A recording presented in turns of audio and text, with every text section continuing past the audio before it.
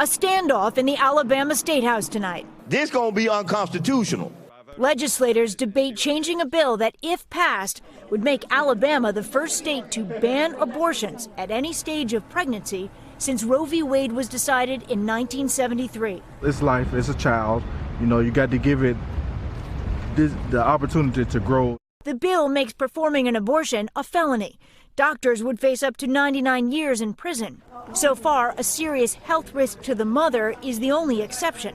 Some state legislators arguing for more in the cases of rape and incest.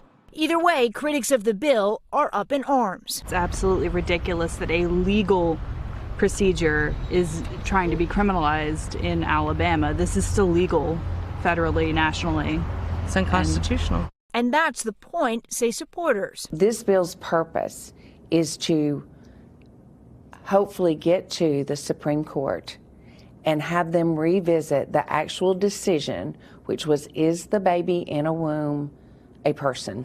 It is the most recent and most extreme example of new state legislation challenging Roe v. Wade.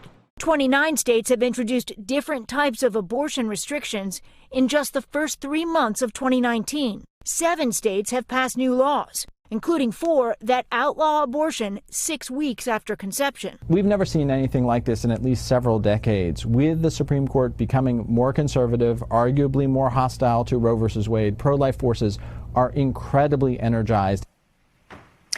Lester, if the governor of Alabama signs this bill into law, any challenge to its constitutionality would have to wind its way through lower courts before winding up at the Supreme Court. It is a long process, and it could take years. Hey, NBC News fans, thanks for checking out our YouTube channel. Subscribe by clicking on that button down here, and click on any of the videos over here to watch the latest interviews, show highlights, and digital exclusives.